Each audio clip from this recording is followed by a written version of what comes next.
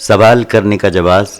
حضرت قبیصہ بن مخارق ہلالی رضی اللہ عنہ بیان کرتے ہیں، میں ایک بڑی رقم کا مقروض ہو گیا تھا۔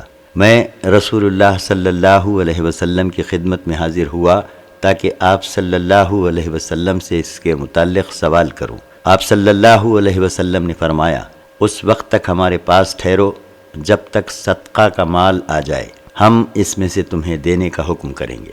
پھر فرمایا، اے قبیصہ، 3 شخصوں کے علاوہ اور کسی کے لیے سوال کرنا جائز نہیں ہے۔ ایک وہ شخص جو مقروض ہو، اس کے لیے اتنی مقدار کا سوال جائز ہے جس سے اس کا قرض ادا ہو جائے، اس کے بعد وہ سوال سے رک جائے۔ دوسرا وہ شخص جس کے مال کو کوئی آفت ناگہانی پہنچی ہو جس سے اس کا مال تباہ ہو گیا ہو، اس کے لیے اتنا سوال کرنا جائز ہے جس سے اس کا گزر ہو جائے۔ تیسرا وہ شخص جو فاقہ زدہ ہو اور اس کے قبیلے کے 3 عقلمند آدمی اس بات پر گواہی دیں کہ واقعی یہ فاقہ زدہ ہے، تو اس کے لیے بھی اتنی مقدار کا سوال کرنا جائز ہے جس سے اس کا گزر ہو جائے۔ اور اے قبیصہ، ان 3 شخصوں کے علاوہ سوال کرنا حرام ہے، اور جو ان کے علاوہ کسی اور صورت میں سوال کر کے کھاتا ہے وہ حرام کھاتا ہے۔ سوال اور طمع کے بغیر دیے ہوئے مال کو لینے کا جواز۔ حضرت عمر بن خطاب رضی اللہ عنہ بیان کرتے ہیں کہ رسول اللہ صلی اللہ علیہ وسلم مجھے کچھ عطا کرتے تو میں کہہ دیا کرتا تھا کہ جو مجھ سے زیادہ ضرورت مند ہو اسے دے دیں، حتیٰ کہ ایک بار آپ صلی اللہ علیہ وسلم نے مجھے کچھ مال دیا، میں نے عرض کیا جو شخص مجھ سے زیادہ ضرورت مند ہو اسے دے دیں۔ رسول اللہ صلی اللہ علیہ وسلم نے فرمایا، یہ لے لو، اور اس مال میں سے تمہارے پاس جو بغیر طمع اور سوال کے آیا کرے اس کو لے لیا کرو، اور جو اس طرح نہ آئے اس کا خیال نہ کیا کرو۔ حضرت عبداللہ بن عمر رضی اللہ عنہ بیان کرتے ہیں کہ رسول اللہ صلی اللہ علیہ وسلم حضرت عمر بن خطاب کو کچھ مال دیا کرتے تھے۔ حضرت عمر رضی اللہ عنہ عرض کرتے، یا رسول اللہ صلی اللہ علیہ وسلم، کسی ایسے شخص کو عنایت فرمائیے جو مجھ سے زیادہ ضرورت مند ہو۔ رسول اللہ صلی اللہ علیہ وسلم نے فرمایا، اس مال کو رکھ کر اس سے فائدہ حاصل کرو یا کسی کو صدقہ کر دو، اور تمہارے پاس جب یہ مال آئے اور تمہیں اس کی طمع ہو، نہ تم نے اس کا سوال کیا ہو، تو لے لیا کرو، اور جو اس طرح نہ ہو اس کا خیال نہ کیا کرو۔ سالم کہتے ہیں کہ اس وجہ سے حضرت ابن عمر رضی اللہ عنہ کسی سے سوال نہیں کرتے تھے، اور اگر کوئی چیز دیتا تو اس کو رد نہیں کرتے تھے۔ ایک اور سند سے بھی ایسی ہی روایت منقول ہے۔ ابن سعدی مالکی بیان کرتے ہیں کہ مجھے حضرت عمر فاروق رضی اللہ عنہ نے صدقات وصول کرنے کا عامل بنا دیا۔ جب میں اس سے فارغ ہوا اور مال لا کر انہیں دیا تو حضرت عمر نے مجھے اجرت دینے کا حکم فرمایا۔ میں نے کہا کہ میں نے یہ کام اللہ کے لیے کیا ہے اور میرا اجر اللہ پر ہے۔ حضرت عمر نے کہا، جو تمہیں دیا جائے وہ لے لو۔ رسول اللہ صلی اللہ علیہ وسلم کے عہد میں ایک بار میں عامل تھا، حضور صلی اللہ علیہ وسلم نے مجھے اجرت دی، میں نے تمہاری طرح کہا تو رسول اللہ صلی اللہ علیہ وسلم نے فرمایا، جب تمہیں کوئی چیز بغیر سوال کے دی جائے تو کھا لیا کرو اور صدقہ بھی دیا کرو۔ ایک اور سند سے بھی منقول ہے، ابن سعدی بیان کرتے ہیں کہ مجھے حضرت عمر نے صدقات کا عامل بنایا، اس کے بعد حسب سابق ہے۔ حرص دنیا کی مذمت۔ حضرت ابو ہریرہ رضی اللہ عنہ بیان کرتے ہیں کہ نبی کریم صلی اللہ علیہ وسلم نے فرمایا، بوڑھے آدمی کا دل 2 چیزوں کی محبت میں جوان ہوتا ہے، زندگی کی محبت اور مال کی۔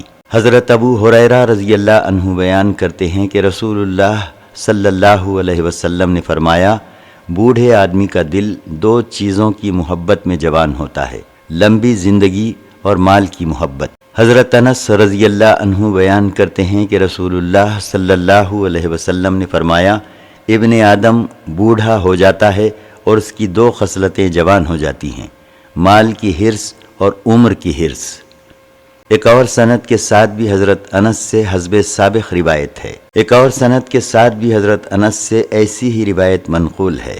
مال کی حرص کا بیان۔ حضرت انس رضی اللہ عنہ بیان کرتے ہیں کہ رسول اللہ صلی اللہ علیہ وسلم نے فرمایا، اگر ابن آدم کے لیے مال کی 2 وادیاں ہوں تو وہ تیسری وادی تلاش کرے گا، اور ابن آدم کا پیٹ مٹی کے سوا کسی چیز سے نہیں بھرتا، اور اللہ تعالیٰ توبہ کرنے والوں کی توبہ قبول فرماتا ہے۔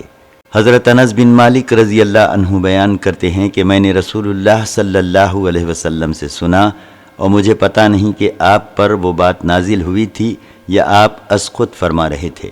اس کے بعد حسب سابق روایت ہے۔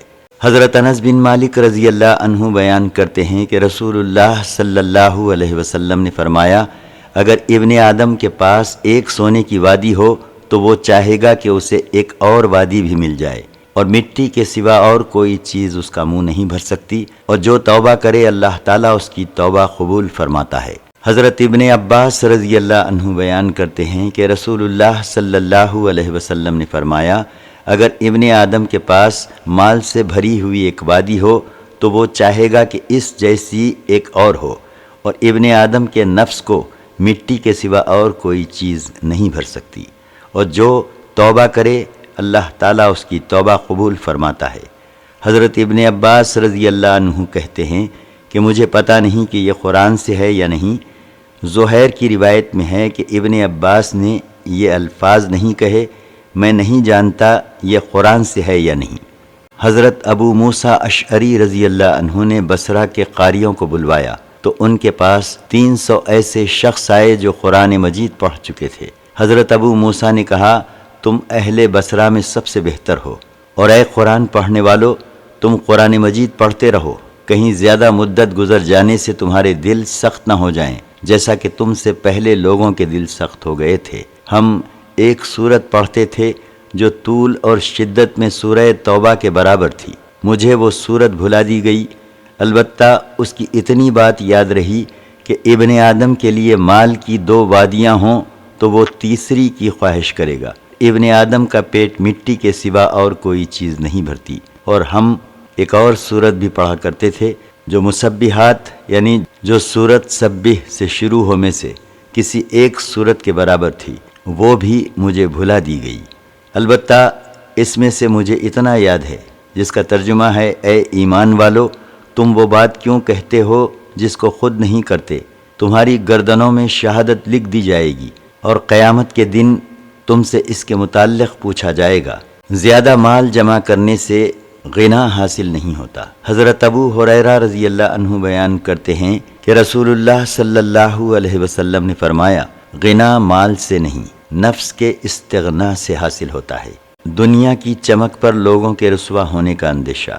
حضرت ابو سعید خدری رضی اللہ عنہ بیان کرتے ہیں کہ رسول اللہ صلی اللہ علیہ وسلم کھڑے ہوئے اور خطبہ دیتے ہوئے فرمایا، اے لوگو، بخدا مجھے تمہارے متعلق اس زینت دنیا کے سوا اور کسی چیز کا قطرہ اور خدشہ نہیں ہے جو اللہ تعالیٰ نے تمہارے امتحان کے لیے پیدا کی ہے۔ ایک شخص نے کہا، یا رسول اللہ صلی اللہ علیہ وسلم، کیا خیر کے سبب سے شر آ جائے گا؟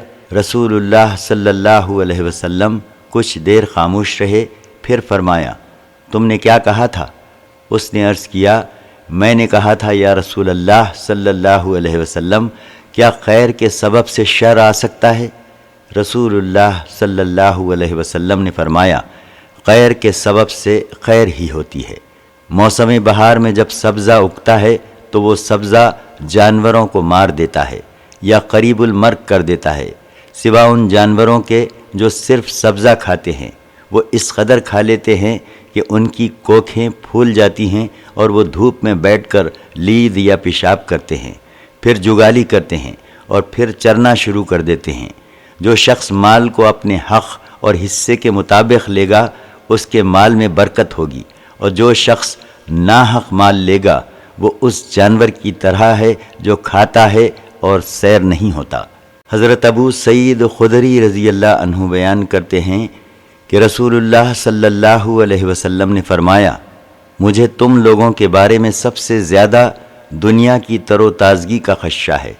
صحابہ نے عرض کیا، یا رسول اللہ صلی اللہ علیہ وسلم، دنیا کی تر و تازگی کیا ہے؟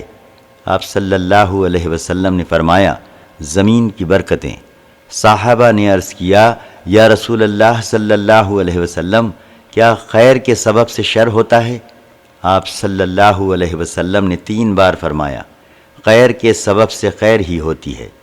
موسم بہار میں جو چیزیں اگتی ہیں تو وہ سبزہ جانوروں کو مار دیتا ہے یا قریب المرگ کر دیتا ہے، سوا ان جانوروں کے جو صرف سبزہ کھاتے ہیں۔ وہ اس قدر کھاتے ہیں کہ ان کی کوکھیں پھول جاتی ہیں، پھر وہ دھوپ میں لوٹ لگاتے ہیں اور لید اور پیشاب کرتے ہیں۔ یہ مال دنیا میں سرسبز اور میٹھا ہے۔ جو شخص اس مال کو اپنے حق کے مطابق لے گا اور اس کو اس کے صحیح مصرف میں خرچ کرے گا تو یہ اچھی مشقت ہے، اور جو مال کو ناحق لے گا تو وہ اس جانور کی طرح ہے جو کھاتا ہے اور سیر نہیں ہوتا۔ حضرت ابو سعید خدری رضی اللہ عنہ بیان کرتے ہیں کہ رسول اللہ صلی اللہ علیہ وسلم منبر پر رونق افروز تھے اور ہم بھی آپ کے گرد بیٹھے تھے۔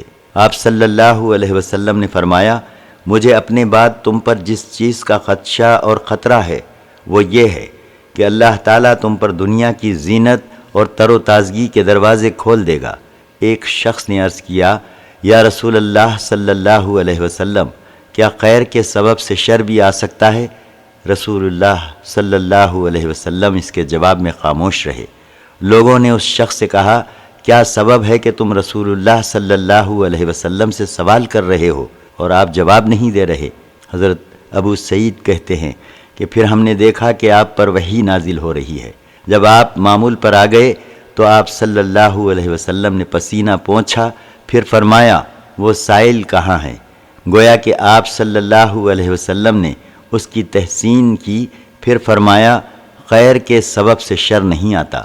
فصل بہار جو سبزہ اگاتی ہے تو وہ سبزہ جانوروں کو مار دیتا ہے یا قریب المرگ کر دیتا ہے، سوا ان جانوروں کے جو سبزہ کھاتے ہیں حتیٰ کہ ان کی کوکھیں بھر جاتی ہیں، پھر وہ دھوپ میں لیٹ کر لید اور پیشاب کرتے ہیں، اس کے بعد چرنا شروع کر دیتے ہیں۔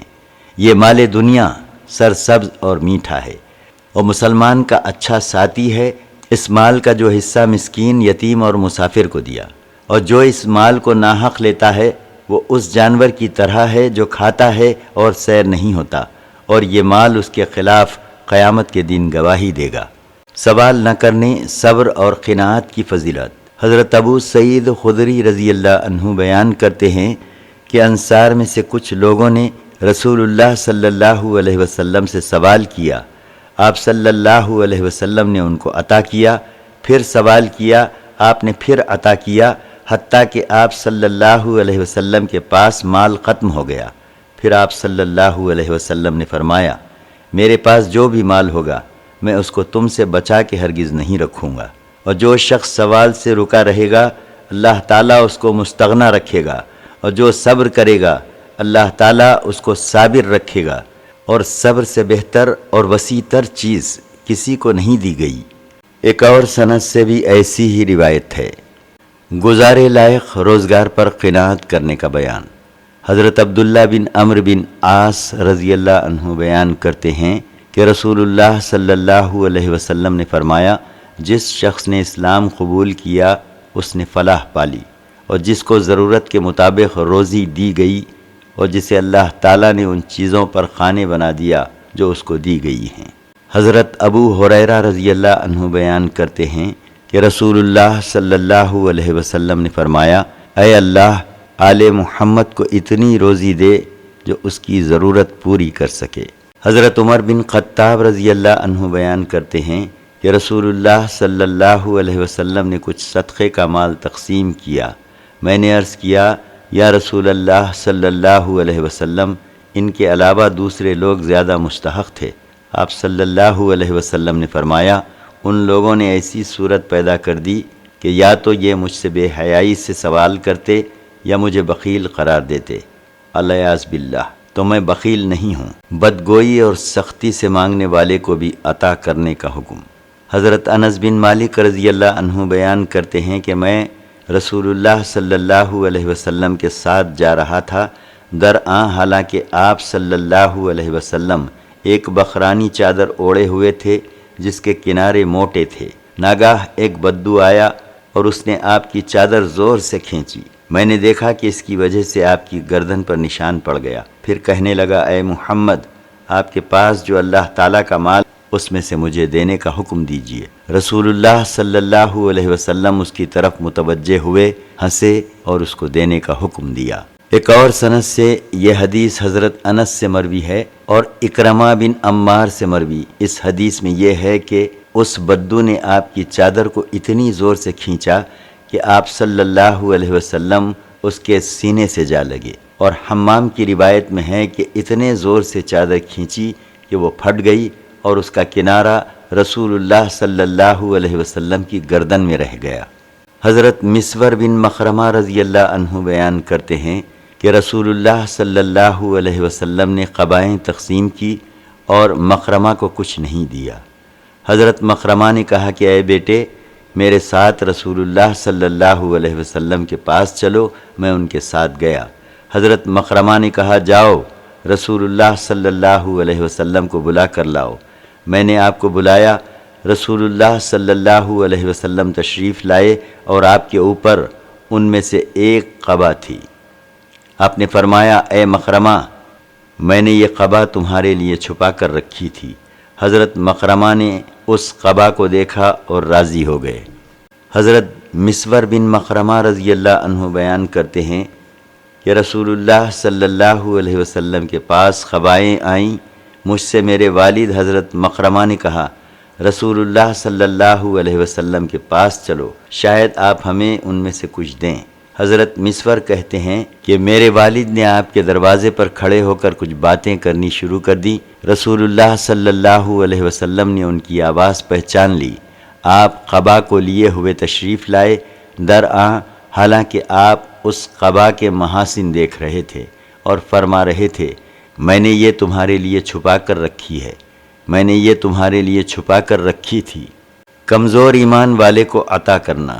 حضرت سعد رضی اللہ عنہ بیان کرتے ہیں کہ رسول اللہ صلی اللہ علیہ وسلم نے لوگوں کی ایک جماعت کو کچھ مال دیا، میں بھی ان لوگوں میں بیٹھا ہوا تھا۔ رسول اللہ صلی اللہ علیہ وسلم نے ان میں سے ایک شخص کو چھوڑ دیا، اسے کچھ نہیں دیا، حالانکہ میرے نزدیک وہ بہت پسندیدہ تھا۔ میں رسول اللہ صلی اللہ علیہ وسلم کے پاس جا کر کھڑا ہوا اور چپکے سے کہا یا رسول اللہ صلی اللہ علیہ وسلم، آپ نے فلاں شخص کو کیوں نہیں دیا؟ بخدا میں اس کو مومن گردانتا ہوں۔ آپ صلی اللہ علیہ وسلم نے فرمایا مسلمان۔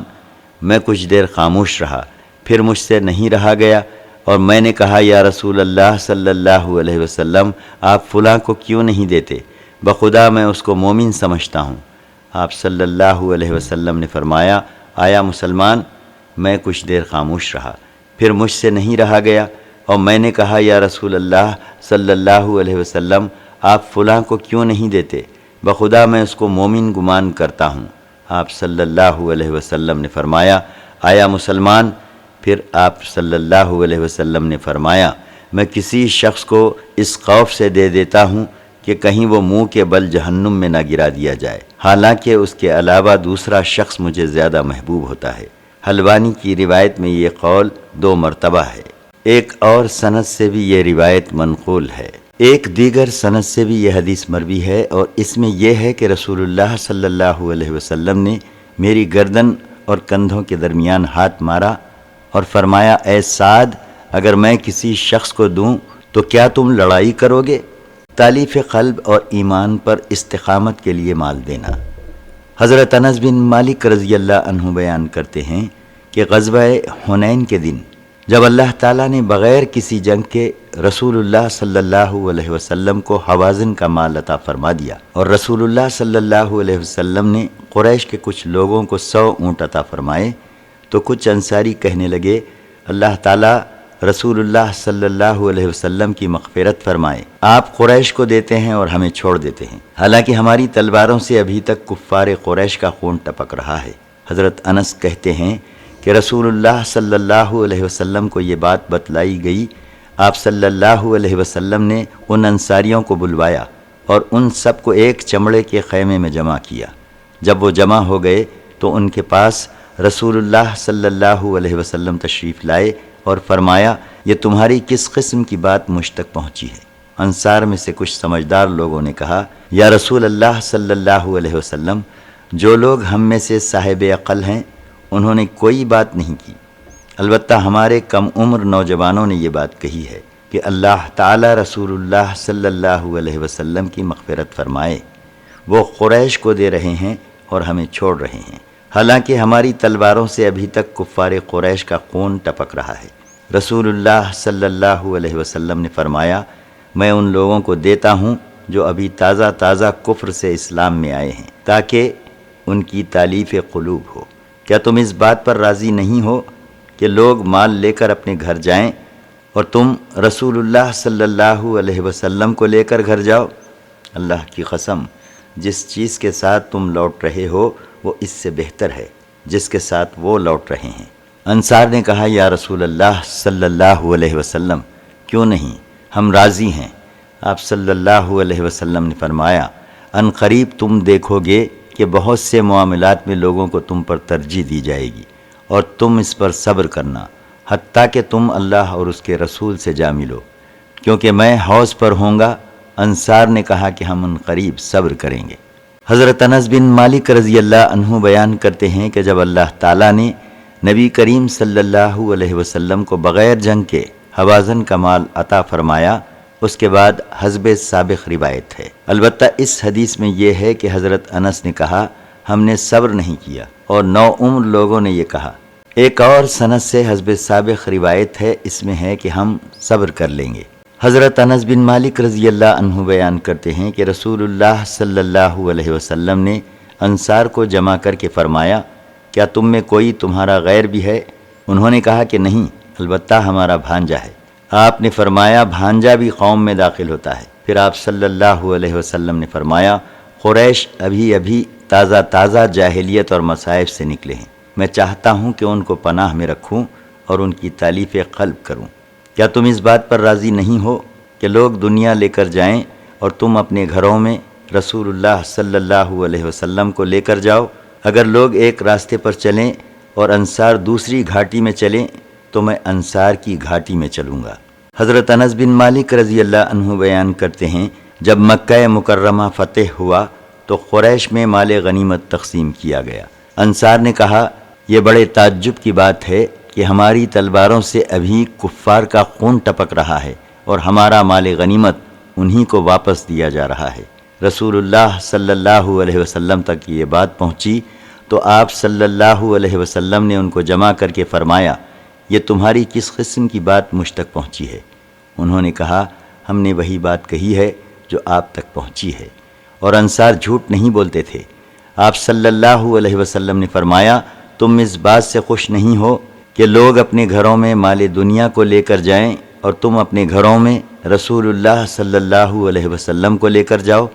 اگر لوگ ایک وادی یا ایک گھاٹی میں جائیں اور انصار دوسری وادی یا گھاٹی میں جائیں تو میں انصار کی وادی یا گھاٹی میں جاؤں گا۔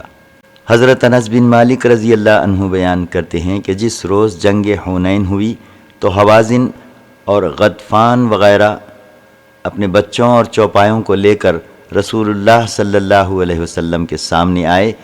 رسول اللہ صلی اللہ علیہ وسلم کے ساتھ اس روز 10,000 کا مجموعہ تھا، اور طلقہ یعنی فتح مکہ کے دن اسلام لانے والے بھی تھے، اور سب پیٹ کے بل بھاگ گئے اور آپ تنہا رہ گئے۔ آپ نے اس دن 2 آوازیں دیں جن کے درمیان کچھ نہیں کہا۔ حضرت انس کہتے ہیں کہ آپ نے دائیں طرف دیکھا اور کہا، اے جماعت انصار۔ انہوں نے کہا، یا رسول اللہ صلی اللہ علیہ وسلم، لبیک، آپ کو خوشخبری ہو، ہم حاضر ہیں۔ پھر آپ صلی اللہ علیہ وسلم نے بائیں طرف دیکھا تو فرمایا، اے جماعت انصار۔ انہوں نے کہا، لبیک یا رسول اللہ صلی اللہ علیہ وسلم، آپ کو خوشخبری ہو، ہم حاضر ہیں۔ حضرت انس کہتے ہیں کہ آپ ایک سفید خچر پر سوار تھے، آپ اس سے اترے اور فرمایا، میں اللہ کا بندہ اور اس کا رسول ہوں۔ مشرکوں کو شکست ہوئی اور رسول اللہ صلی اللہ علیہ وسلم کو بہت سے اموال غنیمت حاصل ہوئے۔ آپ صلی اللہ علیہ وسلم نے وہ مال غنیمت مہاجرین اور طلقہ میں تقسیم فرما دیا اور انصار کو کچھ نہیں دیا۔ انصار نے کہا، سختی کے وقت ہمیں بلایا جاتا ہے اور مال غنیمت کی تقسیم کے وقت دوسروں کو۔ رسول اللہ صلی اللہ علیہ وسلم کو جب اس بات کی اطلاع پہنچی تو آپ صلی اللہ علیہ وسلم نے ان کو ایک خیمے میں جمع کیا۔ فرمایا، اے جماعت انصار، تمہاری طرف سے یہ کس قسم کی بات پہنچی ہے؟ وہ خاموش رہے۔ آپ صلی اللہ علیہ وسلم نے فرمایا، اے جماعت انصار، کیا تم اس بات سے راضی نہیں ہو کہ لوگ دنیا کو لے جائیں اور تم اپنے گھروں کی طرف محمد کو لے جاؤ صلی اللہ علیہ وسلم۔ انہوں نے کہا کیوں نہیں یا رسول اللہ صلی اللہ علیہ وسلم، ہم راضی ہیں۔ آپ صلی اللہ علیہ وسلم نے فرمایا اگر لوگ ایک راستے پر چلیں اور انصار دوسری گھاٹی میں چلیں تو میں انصار کی گھاٹی میں چلوں گا۔ ہشام نے حضرت انس سے کہا اے ابو حمزہ کیا آپ اس واقعے کے وقت موجود تھے؟ تو حضرت انس نے کہا میں حضور سے کب غائب ہوتا تھا۔ حضرت انس بن مالک رضی اللہ عنہ بیان کرتے ہیں کہ ہم نے مکہ مکرمہ فتح کیا، پھر ہم غزوہ حنین میں گئے۔ مشرکین بہترین صفیں باندھ کر آئے تھے جو میں نے اس سے پہلے نہیں دیکھی تھی۔ پہلے گھوڑوں کی صف، پھر لڑنے والوں کی، پھر اس کے پیچھے عورتوں کی صف، پھر بکریوں کی صف، پھر دیگر چوپایوں کی صف باندھی گئی۔ ہماری تعداد بھی بہت زیادہ تھی جو 6000 کو پہنچ گئی تھی۔ ہمارے ایک جانب شہ سواروں پر حضرت خالد بن ولید امیر تھے۔ اچانک ہمارے گھوڑے پیٹ کے پیچھے مڑ گئے اور ہم نہ ٹھہر سکے، یہاں تک کہ ہمارے گھوڑے ننگے ہو گئے اور بدو اور ہمارے جان پہچان کے لوگ بھاگ پڑے۔ رسول اللہ صلی اللہ علیہ وسلم نے ندا کی اے مہاجرو، اے مہاجرو، پھر فرمایا اے انصارو، اے انصارو۔ حضرت انس کہتے ہیں کہ یہ ایک جماعت کی روایت ہے۔ ہم نے کہا لبیک یا رسول اللہ صلی اللہ علیہ وسلم۔ حضرت انس کہتے ہیں رسول اللہ صلی اللہ علیہ وسلم آگے بڑھے۔ حضرت انس کہتے ہیں خدا کی قسم ہم وہاں تک پہنچے بھی نہ تھے کہ اللہ تعالیٰ نے انہیں شکست دے دی اور ہم نے ان کا سارا مال لے لیا۔ پھر ہم طائف کی طرف بڑھے اور 40 روز تک ہم نے ان کا محاصرہ کیے رکھا۔ پھر ہم مکہ لوٹ آئے اور وہاں ٹھہرے اور رسول اللہ صلی اللہ علیہ وسلم ایک ایک کو 100 اونٹ دینے لگے۔ اس کے بعد حسب سابق روایت ہے۔ حضرت رافع بن قدیج رضی اللہ عنہ بیان کرتے ہیں کہ رسول اللہ صلی اللہ علیہ وسلم نے ابو سفیان بن حرب، صفوان بن امیہ، عیینہ بن حسین اور اقرا بن حابس ہر ایک کو 100 اونٹ دیے اور عباس بن مرداس کو اس سے کچھ کم اونٹ دیے۔ تو عباس بن مرداس نے یہ اشعار پڑھے آپ میری لوٹ مار اور میرے گھوڑے عبید کی لوٹ مار کو عیینہ اور اقرا کے درمیان مقرر کرتے ہیں، حالانکہ وہ عباس بن مرداس سے کسی معرکے میں بڑھ نہیں سکتے۔ میں ان دونوں سے کسی طرح کم نہیں ہوں، اور آج جس کی بات نیچی ہو گئی پھر اوپر نہ ہوگی۔ رسول اللہ صلی اللہ علیہ وسلم نے ان کے بھی 100 اونٹ پورے کر دیے۔ ایک اور سند سے مروی ہے کہ رسول اللہ صلی اللہ علیہ وسلم نے مال غنیمت تقسیم کیے اور ابو سفیان بن حرب کو 100 اونٹ دیے۔ ایک اور سند سے بھی حسب سابق روایت ہے، لیکن اس میں صفوان بن امیہ اور اشعار کا تذکرہ نہیں ہے۔ حضرت عبداللہ بن زید رضی اللہ عنہ بیان کرتے ہیں کہ رسول اللہ صلی اللہ علیہ وسلم نے حنین کو فتح کرنے کے بعد مال غنیمت تقسیم کیا اور مولفت القلوب کو زیادہ دیا۔ اس وقت آپ کو یہ اطلاع ملی کہ انصار کی یہ خواہش ہے کہ انہیں بھی اور لوگوں کے برابر دیا جائے۔ پھر رسول اللہ صلی اللہ علیہ وسلم نے کھڑے ہو کر خطبہ دیا اور اللہ تعالیٰ کی حمد و ثنا کی۔ پھر کہا اے انصار کی جماعت، کیا میں نے تم کو گمراہ نہیں پایا تھا؟ پھر اللہ تعالیٰ نے تم کو میرے ذریعے سے ہدایت دی، اور کیا تم فقراء نہ تھے؟ پھر اللہ تعالیٰ نے تم کو میری وجہ سے غنی کر دیا، اور کیا تم باہم منتشر، متخالف اور متحارب نہ تھے؟ پھر اللہ تعالیٰ نے تم کو میری وجہ سے متحد کر دیا۔ اور انصار ساتھ ساتھ کہہ رہے تھے اللہ اور اس کا رسول زیادہ احسان کرنے والے ہیں۔ آپ صلی اللہ علیہ وسلم نے فرمایا تم مجھے جواب کیوں نہیں دیتے؟ تو انہوں نے کہا اللہ اور اس کا رسول زیادہ احسان کرنے والے ہیں۔ آپ صلی اللہ علیہ وسلم نے فرمایا اگر تم چاہتے تو کہتے اس طرح ہو، اس طرح ہو، اور واقعہ اس طرح ہوا۔ راوی نے کہا آپ نے کئی چیزوں کا ذکر فرمایا جو اس کو یاد نہیں رہیں۔ پھر آپ صلی اللہ علیہ وسلم نے فرمایا کیا تم اس بات سے راضی نہیں ہو کہ لوگ بکریوں اور اونٹوں کو لے جائیں اور تم اپنے گھروں میں رسول اللہ کو لے جاؤ؟ انصار استر ہیں اور دوسرے لوگ ابراہ ہیں۔ اگر ہجرت کی فضیلت نہ ہوتی تو میں انصار کا ایک فرد ہوتا، اور اگر لوگ ایک وادی میں جائیں اور انصار دوسری وادی اور گھاٹی میں جائیں تو میں انصار کی وادی اور گھاٹی میں جاؤں گا۔ ان قریب تم مجھے میرے بعد ترجیحات دیکھو گے تو اس وقت تک صبر کرنا جب تک حوض پر مجھ سے ملاقات نہ کر لو۔ حضرت عبداللہ بن مسعود رضی اللہ عنہ بیان کرتے ہیں کہ حنین کے دن رسول اللہ صلی اللہ علیہ وسلم نے کچھ لوگوں کو تقسیم میں ترجیح دی۔ اقرا بن حابس کو 100 اونٹ دیے اور عیینہ کو بھی اتنے ہی دیے، اور عرب کے بعض سرداروں کو بھی اتنا دیا، اور اس دن انہیں تقسیم میں ترجیح دی۔ ایک شخص نے کہا، اللہ کی قسم اس تقسیم میں عدل نہیں کیا گیا ہے، نہ اللہ کی رضامندی کا ارادہ کیا گیا ہے۔ حضرت ابن مسعود نے کہا، بخدا میں رسول اللہ صلی اللہ علیہ وسلم کو ضرور بتلاؤں گا۔ حضرت ابن مسعود کہتے ہیں کہ میں آپ کے پاس گیا اور آپ کو اس کی باتیں بتلائیں۔ حضرت ابن مسعود کہتے ہیں کہ آپ کا چہرہ متغیر ہو کر خون کی مانند ہو گیا۔ پھر آپ صلی اللہ علیہ وسلم نے فرمایا، اگر اللہ اور اس کا رسول عدل نہ کریں تو پھر کون عدل کرے گا؟ پھر آپ صلی اللہ علیہ وسلم نے فرمایا، اللہ تعالی حضرت موسیٰ علیہ السلام پر رحم فرمائے، ان کو اس سے زیادہ ایذا دی گئی تھی اور انہوں نے صبر کیا۔ حضرت ابن مسعود کہتے ہیں کہ پھر میں نے اپنے دل میں کہا، اس کے بعد میں آپ کو ایسی بات نہیں سناؤں گا۔ حضرت عبداللہ بن مسعود رضی اللہ عنہ بیان کرتے ہیں کہ رسول اللہ صلی اللہ علیہ وسلم نے مال غنیمت تقسیم کیا۔ ایک شخص نے کہا، یہ وہ تقسیم ہے جس سے اللہ تعالیٰ کی رضامندی کا ارادہ نہیں کیا گیا۔ حضرت ابن مسعود کہتے ہیں کہ پھر میں نبی صلی اللہ علیہ وسلم کی خدمت میں گیا اور آپ کو چپکے سے یہ بات بتلائی۔ رسول اللہ صلی اللہ علیہ وسلم یہ بات سن کر بہت زیادہ ناراض ہوئے۔ آپ کا چہرہ مبارک سرخ ہو گیا، حتیٰ کہ میں نے دل میں یہ تمنا کی کہ میں نے آپ سے اس کا ذکر ہی نہ کیا ہوتا۔ پھر آپ صلی اللہ علیہ وسلم نے فرمایا، حضرت موسیٰ کو اس سے زیادہ ایذا دی گئی اور انہوں نے صبر کیا۔ خوارج اور ان کی صفات کا بیان۔ حضرت جابر بن عبداللہ رضی اللہ عنہ بیان کرتے ہیں کہ جب رسول اللہ صلی اللہ علیہ وسلم حنین سے واپسی پر جعرانہ میں تھے، آپ کے پاس ایک شخص آیا۔ درآں حالانکہ حضرت بلال کے کپڑے میں چاندی تھی اور رسول اللہ صلی اللہ علیہ وسلم اس سے مٹھی بھر بھر کر لوگوں کو دے رہے تھے۔ ایک شخص نے کہا، اے محمد عدل کیجئے۔ آپ نے فرمایا، تمہیں عذاب ہو، اگر میں عدل نہیں کروں گا تو اور کون عدل کرے گا؟ اگر میں عدل نہ کرتا تو اپنے مشن میں ناکام اور نامراد ہو جاتا۔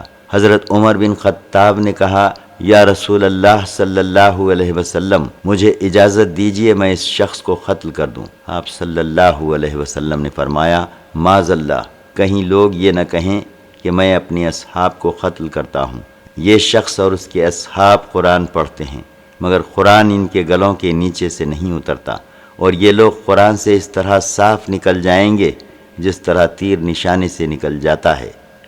ایک اور سند سے حسب سابق روایت منقول ہے۔ حضرت ابو سعید خدری رضی اللہ عنہ بیان کرتے ہیں کہ حضرت علی رضی اللہ عنہ نے رسول اللہ صلی اللہ علیہ وسلم کی خدمت میں یمن سے کچھ سونا بھیجا جس میں کچھ مٹی بھی تھی۔ رسول اللہ صلی اللہ علیہ وسلم نے اس سونے کو 4 آدمیوں میں تقسیم فرما دیا۔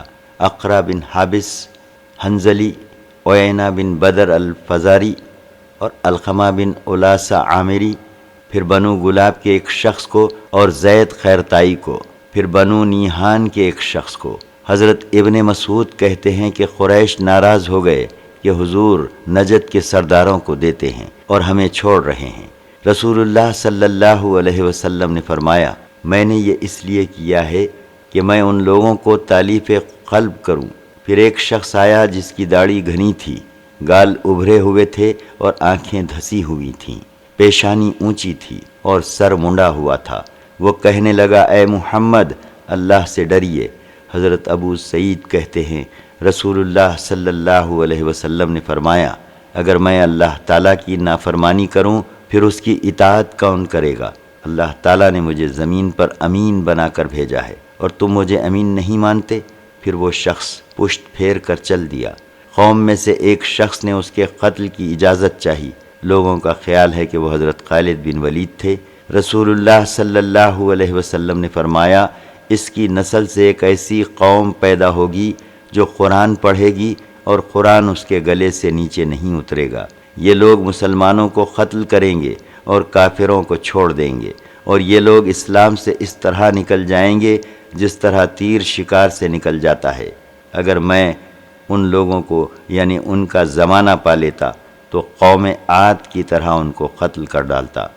حضرت ابو سعید خدری رضی اللہ عنہ بیان کرتے ہیں کہ حضرت علی بن ابی طالب رضی اللہ عنہ نے رسول اللہ صلی اللہ علیہ وسلم کی خدمت میں یمن سے ایک رنگے ہوئے چمڑے میں سونا بھیجا جس سے تاحال مٹی الگ نہیں کی گئی تھی۔ آپ صلی اللہ علیہ وسلم نے اس سونے کو 4 آدمیوں میں تقسیم کر دیا۔ عیینہ بن بدر، اقرا بن حابس، زید، قیل اور چوتھے شخص علقمہ بن علاسہ یا عامر بن طفیل میں سے ایک تھے۔ آپ کے اصحاب میں سے ایک شخص نے کہا، ان لوگوں کی بنسبت اس مال کے ہم زیادہ حقدار تھے۔ نبی کریم صلی اللہ علیہ وسلم تک یہ بات پہنچ گئی۔ آپ صلی اللہ علیہ وسلم نے فرمایا، تم مجھے امین نہیں قرار دیتے، حالانکہ میں اس کا امین ہوں جو آسمانوں میں ہے۔ میرے پاس صبح اور شام آسمانی خبریں آتی ہیں۔ ایک آدمی کھڑا ہوا جس کی دونوں آنکھیں اندر دھسی ہوئی تھیں، دونوں گال پھولے ہوئے تھے، پیشانی ابھری ہوئی تھی، داڑھی گھنی، سر منڈا ہوا اور تہبند پنڈلیوں سے اونچا تھا۔ اس نے کہا، اے اللہ کے رسول، اللہ سے ڈرو۔ آپ نے فرمایا، تجھے عذاب ہو۔ کیا روئے زمین پر میں اللہ تعالیٰ سے ڈرنے کا سب سے زیادہ حقدار نہیں ہوں؟ پھر وہ شخص پشت پھیر کر چل دیا۔ حضرت خالد بن ولید رضی اللہ عنہ نے کہا، یا رسول اللہ صلی اللہ علیہ وسلم، میں اس کی گردن نہ اڑا دوں؟ آپ صلی اللہ علیہ وسلم نے فرمایا، شاید وہ نمازی ہو۔ حضرت خالد نے کہا کہ کتنے ہی نمازی ایسے ہیں جو ایسی باتیں کہتے ہیں جو ان کے دل میں نہیں ہوتی۔ آپ نے فرمایا، مجھے اس کا مکلف نہیں کیا گیا ہے کہ میں لوگوں کے دل چیر کر دیکھوں یا ان کے پیٹ پھاڑ کر دیکھوں۔ پھر آپ صلی اللہ علیہ وسلم نے اس شخص کی طرف دیکھا درآں حالانکہ وہ پیٹ پھیرے جا رہا تھا، اور فرمایا، اس کی نسل سے ایسے لوگ پیدا ہوں گے جو اللہ تعالیٰ کی کتاب کو اچھی طرح پڑھیں گے لیکن وہ ان کے گلوں سے نیچے نہیں اترے گی، اور دین سے اس طرح نکل جائیں گے جس طرح تیر نشانے سے نکل جاتا ہے۔ راوی کہتے ہیں کہ میرا خیال ہے کہ آپ صلی اللہ علیہ وسلم نے فرمایا، اگر میں ان کو پا لیتا تو قوم سمود کی طرح قتل کر دیتا۔ ایک اور سند سے بھی یہ روایت ہے، اس میں علقمہ بن علاسہ کہا ہے اور عامر بن طفیل کا ذکر نہیں ہے، اور کہا ابھری ہوئی پیشانی والا، اور اس میں یہ اضافہ ہے کہ حضرت عمر فاروق رضی اللہ عنہ کھڑے ہوئے اور عرض کیا، یا رسول اللہ صلی اللہ علیہ وسلم، کیا میں اس منافق کی گردن نہ اڑا دوں؟ آپ صلی اللہ علیہ وسلم نے فرمایا نہیں، اور وہ شخص چلا گیا۔ پھر حضرت خالد سیف اللہ نے کہا، یا رسول اللہ صلی اللہ علیہ وسلم، کیا میں اس منافق کی گردن نہ مار دوں؟ آپ صلی اللہ علیہ وسلم نے فرمایا نہیں، اور فرمایا، اس کی نسل سے ایک قوم پیدا ہوگی جو قرآن بہت اچھا پڑھے گی۔ اور عمارہ کہتے ہیں کہ آپ نے فرمایا، اگر میں ان کو پا لیتا تو سمود کی طرح ان کو قتل کر دیتا۔ ایک اور سند سے بھی یہ روایت ہے، اس میں ہے کہ آپ نے وہ سونا 4 آدمیوں میں تقسیم کر دیا، زید قیر، اقرا بن حابس، عیینہ بن حصن، علقمہ بن علاسہ یا عامر بن طفیل، اور کہا، ان لوگوں کی اصل سے ایسی قوم ظاہر ہوگی، اس میں یہ نہیں ہے کہ میں ان کو پا لیتا تو قوم سمود کی طرح قتل کر دیتا۔ ابو سلمہ اور عطا بن یسار دونوں حضرت ابو سعید خدری رضی اللہ عنہ کے پاس آئے اور ان سے پوچھا، آیا آپ نے رسول اللہ صلی اللہ علیہ وسلم سے حروریہ کے متعلق کچھ سنا ہے؟ انہوں نے کہا، مجھے حروریہ سے متعلق تو کچھ پتہ نہیں، مگر میں نے رسول اللہ صلی اللہ علیہ وسلم سے یہ سنا ہے۔ آپ صلی اللہ علیہ وسلم نے فرمایا، اس امت میں ایک جماعت نکلے گی، یہ نہیں فرمایا کہ اس امت سے ہوگی۔ وہ ایسے لوگ ہوں گے کہ ان کی نمازوں کے مقابلے میں تم اپنی نمازوں کو ہیچ سمجھو گے۔ وہ قرآن پڑھیں گے اور قرآن ان کے حلقوم یا گلوں سے نیچے نہیں اترے گا، اور وہ دین سے ایسے نکل جائیں گے جیسے تیر شکار سے نکل جاتا ہے۔ شکاری اپنے تیر کی لکڑی کو دیکھتا ہے اور اس کے پھل کو، اس کے پر کو اور اس کے آخر کنارے کو جو اس کی چٹکیوں میں تھا کہ کہیں اسے خون لگا ہو۔ حضرت ابو سعید خدری رضی اللہ عنہ بیان کرتے ہیں کہ ہم رسول اللہ صلی اللہ علیہ وسلم کی خدمت میں بیٹھے ہوئے تھے۔ آپ صلی اللہ علیہ وسلم کچھ تقسیم فرما رہے تھے کہ ذوالقویسرہ نامی بنو تمیم سے ایک شخص آیا اور اس نے کہا، اے اللہ کے رسول، عدل کرو۔ رسول اللہ صلی اللہ علیہ وسلم نے فرمایا، تجھے عذاب ہو، اگر میں عدل نہیں کروں گا تو کون عدل کرے گا؟ اگر میں عدل نہ کروں تو تم ناکام اور نامراد ہو جاؤ۔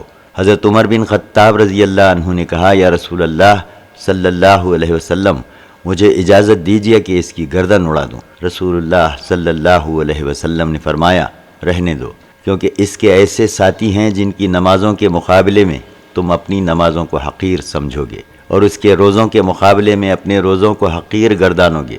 یہ لوگ قرآن مجید پڑھیں گے اور وہ ان کے حلقوم سے نیچے نہیں اترے گا، اور یہ لوگ دین سے اس طرح نکل جائیں گے جس طرح تیر شکار سے اس طرح نکل جاتا ہے کہ تیر انداز تیر کے پھل کو دیکھتا ہے اور اس کے خون کا اثر نہیں ہوتا، پھر پھل کی جڑ دیکھتا ہے تو اس میں بھی خون نہیں ہوتا، پھر اس کے پر کو دیکھتا ہے تو اس میں بھی کچھ نہیں ہوتا، حالانکہ تیر شکار کی بیٹ اور خون سے نکلتا ہے۔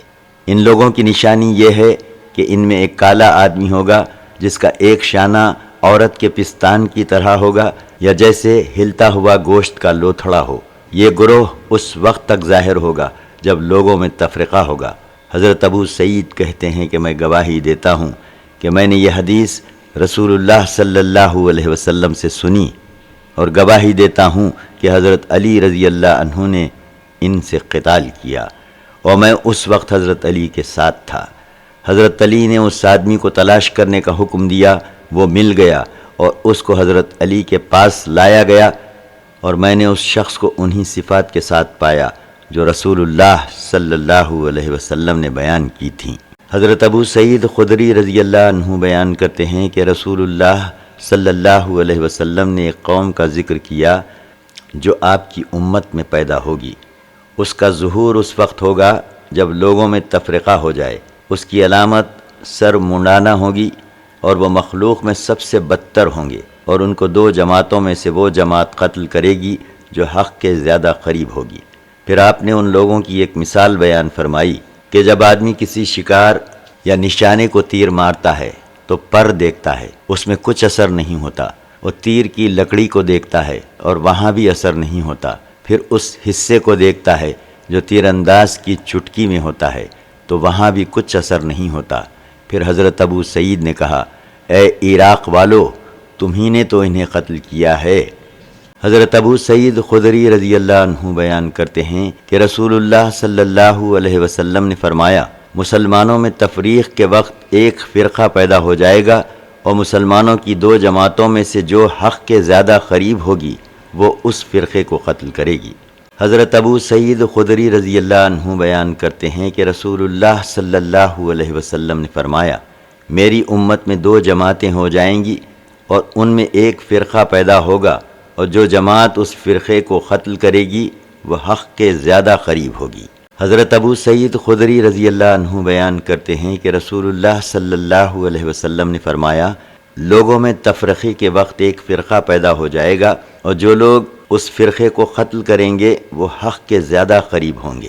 حضرت ابو سعید خدری رضی اللہ عنہ بیان کرتے ہیں کہ نبی کریم صلی اللہ علیہ وسلم نے فرمایا، اختلاف کے وقت ایک قوم ظاہر ہوگی، اور دو جماعتوں میں سے جو اس کو قتل کرے گی وہ حق کے زیادہ قریب ہوگی۔ خوارج کو قتل کرنے پر ابھارنا۔ حضرت علی رضی اللہ عنہ فرماتے ہیں کہ جب میں تم میں رسول اللہ صلی اللہ علیہ وسلم کی حدیث بیان کروں تو آسمان سے گر پڑنا میرے لیے اس سے زیادہ بہتر ہے کہ میں آپ کی طرف وہ بات منسوب کروں جو آپ صلی اللہ علیہ وسلم نے نہیں فرمائی، اور جب میں اپنی اور تمہاری بات بیان کروں تو جنگ میں دھوکہ دینا جائز ہے۔ میں نے رسول اللہ صلی اللہ علیہ وسلم کو یہ فرماتے ہوئے سنا ہے کہ آخر زمانے میں ایک قوم نکلے گی جو کم عمر اور کم عقل ہوں گے، رسول اللہ صلی اللہ علیہ وسلم کی احادیث بیان کریں گے، قرآن مجید کو پڑھیں گے، اور وہ ان کے حلق سے نیچے نہیں اترے گا، اور دین سے اس طرح نکل جائیں گے جس طرح تیر شکار سے نکلتا ہے۔ اور جب تم ان سے ملاقات کرو تو ان کو قتل کرنا، کیونکہ جو ان سے جنگ کرے گا اور ان کو قتل کرے گا قیامت کے دن اللہ تعالیٰ کے ہاں اس کو اجر ملے گا۔ ایک اور سند سے بھی ایسی ہی روایت منقول ہے۔ ایک اور سند سے بھی یہ روایت ہے اور اس میں یہ الفاظ نہیں ہیں کہ وہ دین سے ایسے نکل جائیں گے جیسے تیر شکار سے نکلتا ہے۔ عبید اللہ بیان کرتے ہیں کہ حضرت علی کرم اللہ وجہ نے خوارج کا تذکرہ کیا اور فرمایا ان میں ایک شخص ہوگا جس کا ہاتھ ناقص ہوگا، اور اگر تم فخر نہ کرو تو میں تم سے اس چیز کا بیان کروں جس کا اللہ تعالیٰ نے رسول اللہ صلی اللہ علیہ وسلم کی زبان سے ان کو قتل کرنے والے کے بارے میں وعدہ فرمایا ہے۔ راوی کہتے ہیں کہ میں نے پوچھا آپ نے خود محمد صلی اللہ علیہ وسلم سے سنا ہے؟ فرمایا ہاں رب کعبہ کی قسم، ہاں رب کعبہ کی قسم، ہاں رب کعبہ کی قسم۔ ایک اور سند سے بھی ایسی ہی روایت ہے۔ زید بن وہب جوہنی بیان کرتے ہیں کہ وہ اس لشکر میں تھے جو حضرت علی رضی اللہ عنہ کے ساتھ خوارج سے جنگ کے لیے گیا تھا۔ حضرت علی رضی اللہ عنہ نے فرمایا اے لوگو، میں نے رسول اللہ صلی اللہ علیہ وسلم سے سنا ہے، آپ صلی اللہ علیہ وسلم نے فرمایا میری امت میں سے ایک قوم ظاہر ہوگی، وہ ایسا قرآن پڑھیں گے کہ ان کے پڑھنے کے سامنے تمہارے قرآن پڑھنے کی کوئی حیثیت نہ ہوگی، نہ ان کی نمازوں کے سامنے تمہاری نمازوں کی کچھ حیثیت ہوگی، نہ ان کے روزوں کے سامنے تمہارے روزوں کی کچھ حیثیت ہوگی۔ وہ یہ سمجھ کر قرآن پڑھیں گے کہ وہ ان کے لیے مفید ہے، لیکن در حقیقت وہ ان کے لیے مضر ہوگا۔ نماز ان کے گلے کے نیچے سے نہیں اتر سکے گی، اور وہ اسلام سے ایسے نکل جائیں گے جیسے تیر شکار سے نکل جاتا ہے۔ جو لشکر ان کی سرکوبی کے لیے جا رہا ہے، اگر وہ اس ثواب کو جان لے جس کا وعدہ اللہ تعالیٰ نے ان کے نبی صلی اللہ علیہ وسلم کی زبان پر کیا ہے، تو وہ باقی اعمال کو چھوڑ کر اسی پر بھروسہ کر بیٹھیں گے۔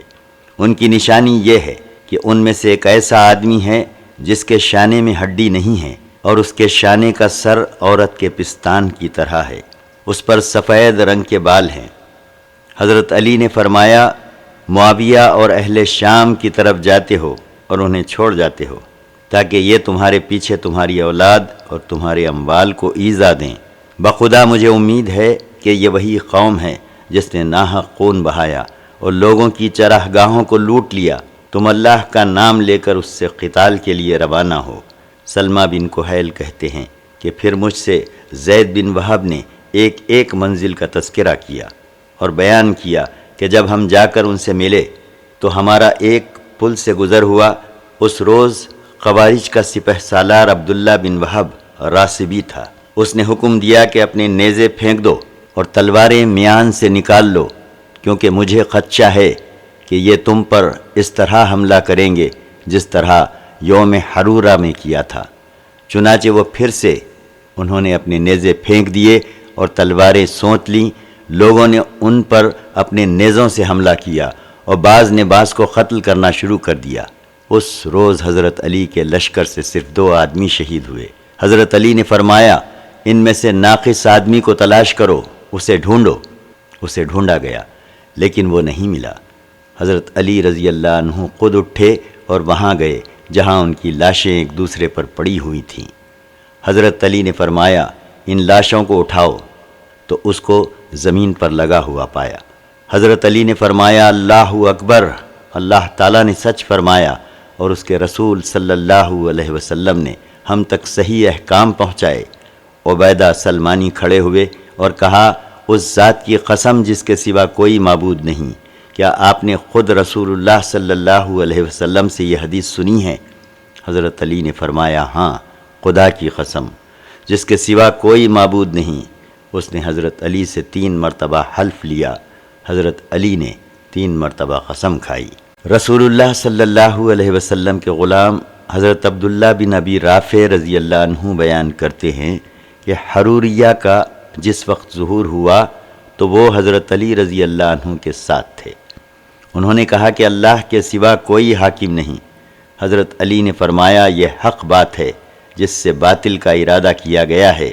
رسول اللہ صلی اللہ علیہ وسلم نے کچھ نشانیاں بتلائی تھیں جنہیں میں بخوبی جانتا ہوں، اور ان لوگوں میں ان کی نشانیاں پائی جاتی ہیں۔ وہ اپنی زبانوں سے حق کہتے ہیں اور حق اس سے یعنی ان کے حلق سے متجاوز نہیں ہوتا۔ عبید نے اپنے حلق کی طرف اشارہ کر کے دکھایا اور کہا یہ لوگ اللہ تعالیٰ کی مخلوق میں سے مبغوض ترین ہیں۔ ان میں سے ایک شخص سیاہ رنگ کا ہے جس کا ہاتھ بکری کے تھن یا عورت کے پستان کے سر کی طرح ہے۔ جب حضرت علی اس سے قتال کر چکے تو فرمایا اس آدمی کو تلاش کرو۔ اسے ڈھونڈا گیا مگر وہ نہیں ملا۔ فرمایا اس کو پھر جا کر تلاش کرو۔ بخدا نہ میں نے جھوٹ بولا ہے نہ مجھے جھوٹ بتایا گیا ہے۔ یہ بات انہوں نے 2 یا 3 بار کہی، حتیٰ کہ لوگوں نے اس کو ایک کھنڈر میں ڈھونڈ لیا اور اس کی لاش لا کر حضرت علی کے سامنے رکھ دی۔ عبید اللہ کہتے ہیں کہ اس موقع پر میں وہاں موجود تھا۔ یونس نے اپنی روایت میں اتنا زیادہ کہا ہے کہ مجھے ایک شخص نے بتایا کہ ابن حنین بیان کرتے ہیں میں نے اس شخص کو دیکھا۔ سب سے بدترین لوگوں کو نکالنے کا بیان۔ حضرت ابو ذر رضی اللہ عنہ بیان کرتے ہیں کہ رسول اللہ صلی اللہ علیہ وسلم نے ارشاد فرمایا، میرے بعد میری امت میں ایک ایسی قوم ظاہر ہوگی جو قرآن پڑھے گی مگر قرآن اس کے حلق سے نیچے نہیں اترے گا، اور وہ دین سے اس طرح نکل جائیں گے جس طرح تیر شکار سے نکل جاتا ہے، پھر وہ دین میں لوٹ کر نہیں آئیں گے۔ یہ مخلوق خدا میں سب سے بدترین لوگ ہوں گے۔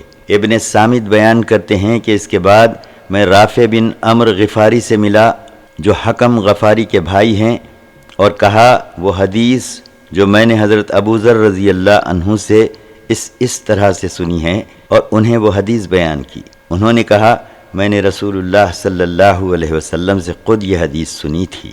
یسیر بن عمرو کہتے ہیں کہ میں نے سہل بن حنیف سے پوچھا تم نے نبی صلی اللہ علیہ وسلم سے خوارج کا ذکر سنا ہے؟ انہوں نے کہا ہاں میں نے سنا ہے، اور اپنے ہاتھ سے مشرق کی طرف اشارہ کر کے کہا وہ اپنی زبانوں سے قرآن مجید پڑھیں گے مگر وہ ان کے حلق سے نہیں اترے گا، اور دین سے ایسے نکل جائیں گے جیسے تیر شکار سے۔ ایک اور سند سے بھی ایسی ہی روایت ہے۔ سہل بن حنیف رضی اللہ عنہ بیان کرتے ہیں کہ نبی کریم صلی اللہ علیہ وسلم نے فرمایا مشرق کی طرف سے ایک قوم نکلے گی، ان کے سر مونڈے ہوئے ہوں گے۔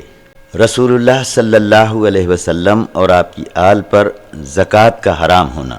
حضرت ابو ہریرہ رضی اللہ عنہ بیان کرتے ہیں کہ حضرت حسن بن علی رضی اللہ عنہ نے صدقے کی کھجوروں میں سے ایک کھجور لے کر اپنے منہ میں ڈال لی تو رسول اللہ صلی اللہ علیہ وسلم نے فرمایا تھو تھو، اسے پھینک دو، کیا تمہیں نہیں معلوم کہ ہم صدقہ نہیں کھاتے؟ ایک اور سند سے بھی یہ روایت منقول ہے، اس میں یہ ہے کہ ہمارے لیے صدقہ حلال نہیں ہے۔ ایک اور سند سے بھی یہ روایت مروی ہے، اس میں یہ ہے کہ ہم صدقہ نہیں کھاتے۔ حضرت ابو ہریرہ رضی اللہ عنہ بیان کرتے ہیں کہ رسول اللہ صلی اللہ علیہ وسلم نے فرمایا میں اپنے گھر جاتا ہوں اور وہاں اپنے بستر پر ایک کھجور پڑی ہوئی دیکھتا ہوں، اسے کھانے کے لیے اٹھاتا ہوں، پھر اس خدشے سے اس کو پھینک دیتا ہوں کہ کہیں یہ کھجور صدقے کی نہ ہو۔ حضرت انس بن مالک رضی اللہ عنہ بیان کرتے ہیں کہ نبی کریم صلی اللہ علیہ وسلم نے ایک کھجور پائی، آپ صلی اللہ علیہ وسلم نے فرمایا اگر یہ صدقے کی نہ ہوتی تو میں کھا لیتا۔ حضرت انس بن مالک رضی اللہ عنہ بیان کرتے ہیں کہ رسول اللہ صلی اللہ علیہ وسلم راستے میں ایک کھجور سے گزرے تو آپ نے فرمایا اگر یہ صدقے کی نہ ہوتی تو میں کھا لیتا۔ حضرت انس بن مالک رضی اللہ عنہ بیان کرتے ہیں کہ رسول اللہ صلی اللہ علیہ وسلم نے ایک کھجور پائی اور فرمایا اگر یہ صدقے کی نہ ہوتی تو میں کھا لیتا۔ آل نبی کے لیے صدقے کی ممانعت۔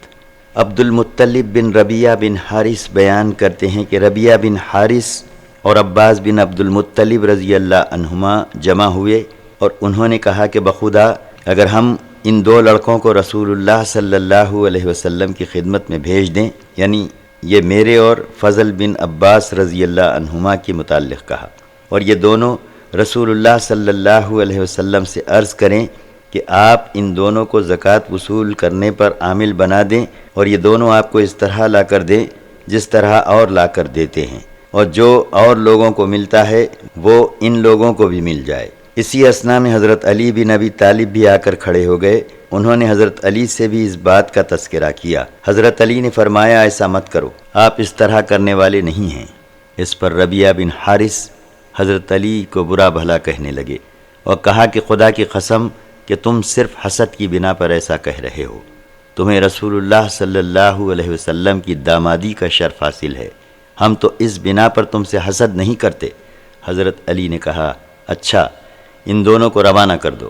ہم دونوں چلے گئے اور حضرت علی لیٹ گئے۔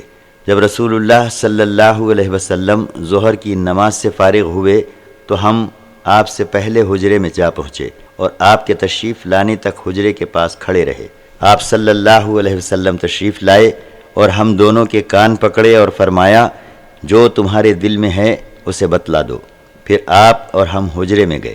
اس دن آپ حضرت زینب بنت جہش رضی اللہ عنہا کے ہاں تھے۔ ہم نے ایک دوسرے سے بات کرنے کو کہا۔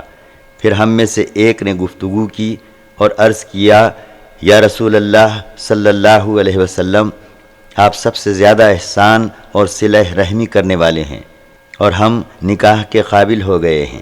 ہم آپ کے پاس اس لیے آئے ہیں کہ آپ ہمیں ان بعض صدقات پر عامل بنا دیں، ہم بھی آپ کو مال وصول کر کے لا کر دیں جیسا کہ اور لوگ لا کر دیتے ہیں، اور ہم کو بھی اس میں سے اس طرح حصہ مل جائے جیسا کہ لوگوں کو ملتا ہے۔ ربیہ کہتے ہیں کہ حضور صلی اللہ علیہ وسلم کافی دیر تک خاموش رہے، حتیٰ کہ ہم نے ارادہ کیا کہ ہم آپ سے اس بارے میں بات کریں، اور حضرت زینب ہمیں پردے کے پیچھے سے بات نہ کرنے کا اشارہ کر رہی تھیں۔ ربیہ کہتے ہیں کہ پھر حضور نے فرمایا آل محمد کو صدقہ استعمال نہیں کرنا چاہیے کیونکہ یہ لوگوں کا میل ہوتا ہے، تم مہیا کو بلاؤ۔ وہ خمس پر مامور تھے، اور نوفل بن حارث بن عبد المطلب کو بلاؤ۔ وہ دونوں آ گئے۔ آپ نے مہیا سے فرمایا تم اپنی لڑکی کا نکاح اس لڑکے فضل بن عباس رضی اللہ عنہ سے کر دو۔ انہوں نے اپنی لڑکی کا اس سے نکاح کر دیا، اور نوفل بن حارث سے فرمایا اس لڑکے سے اپنی لڑکی کا نکاح کر دو۔ انہوں نے اپنی لڑکی کا مجھ سے نکاح کر دیا، اور آپ نے مہیا سے فرمایا ان کو اتنا اتنا مہر خمس سے دے دو۔ زہری کہتے ہیں کہ مجھ سے راوی نے مہر کا بیان نہیں کیا۔ عبد المطلب بن ربیہ بن حارث بیان کرتے ہیں کہ ان کے والد ربیہ بن حارث اور حضرت عباس بن عبد المطلب نے عبد المطلب بن ربیہ اور حضرت فضل بن عباس سے کہا کہ تم دونوں رسول اللہ صلی اللہ علیہ وسلم کے پاس جاؤ۔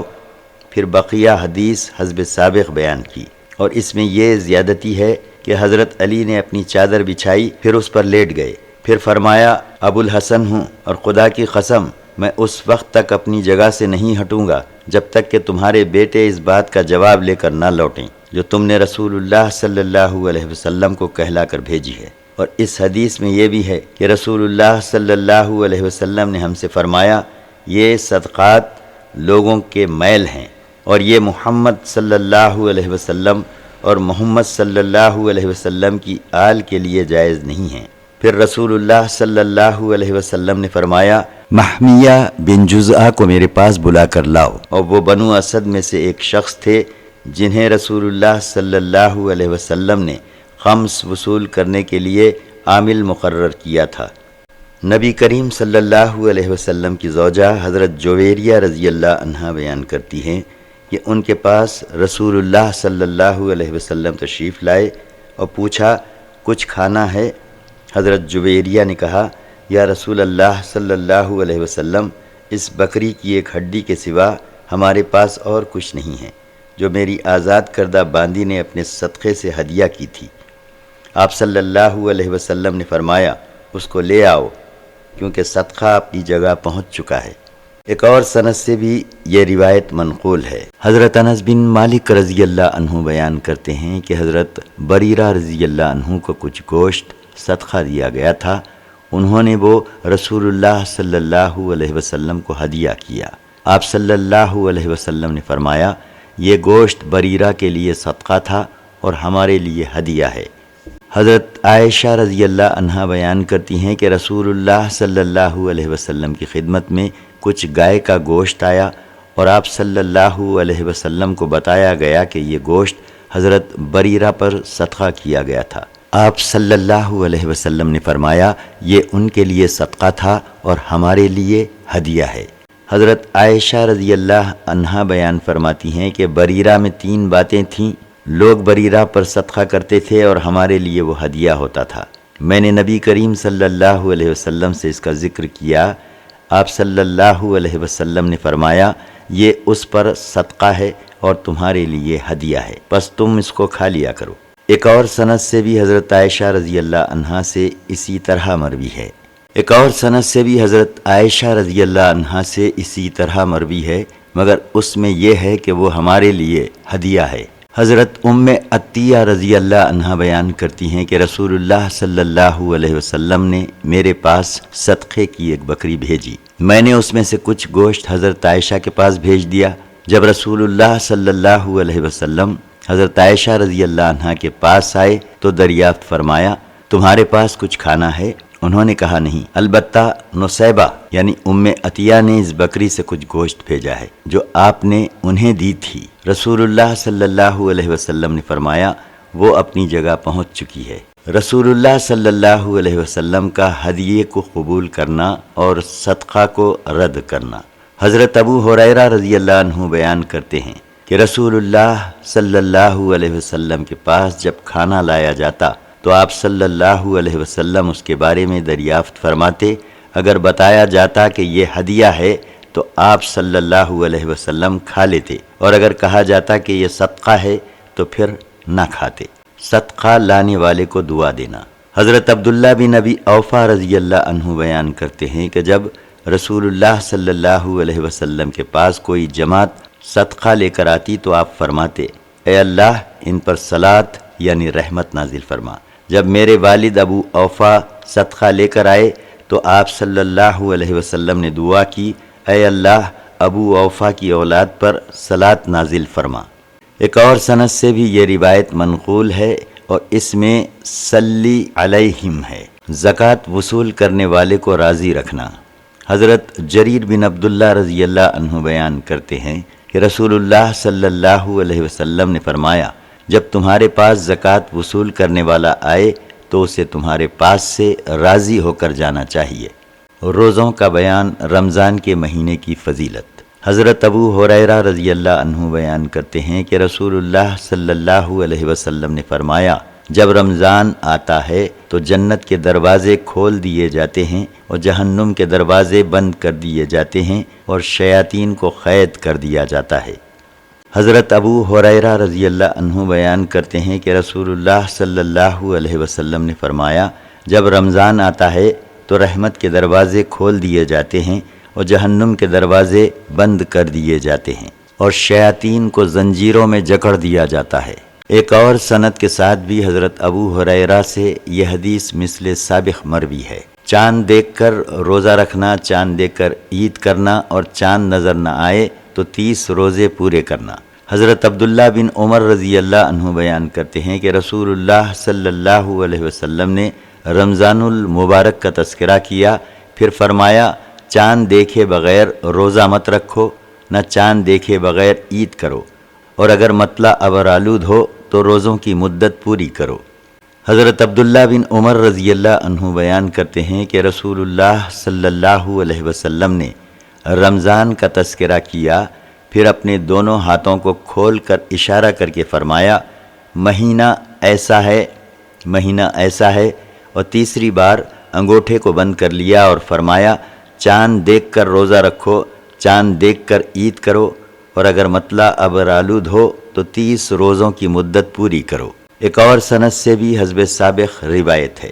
حضرت عبداللہ بن عمر رضی اللہ عنہ بیان کرتے ہیں کہ رسول اللہ صلی اللہ علیہ وسلم نے رمضان المبارک کا تذکرہ کیا اور فرمایا مہینہ 29 دن کا بھی ہوتا ہے، اور ہاتھ سے اشارہ کیا ایسا ایسا ایسا، پھر فرمایا اس صورت میں روزوں کی مدت پوری کرو، اور 30 کا لفظ نہیں فرمایا۔ حضرت عبداللہ بن عمر رضی اللہ عنہ بیان کرتے ہیں کہ رسول اللہ صلی اللہ علیہ وسلم نے فرمایا مہینہ 29 دن کا بھی ہوتا ہے، اس لیے چاند دیکھے بغیر روزہ مت رکھو اور نہ چاند دیکھے بغیر عید کرو، اور اگر مطلع ابرآلود ہو تو روزوں کی مدت پوری کرو۔ حضرت عبداللہ بن عمر رضی اللہ عنہ بیان کرتے ہیں کہ رسول اللہ صلی اللہ علیہ وسلم نے فرمایا مہینہ 29 دن کا بھی ہوتا ہے، جب تم چاند دیکھ لو تو روزہ رکھو، اور جب چاند دیکھ لو تو عید کرو، اور جب مطلع ابرآلود ہو تو مدت پوری کرو۔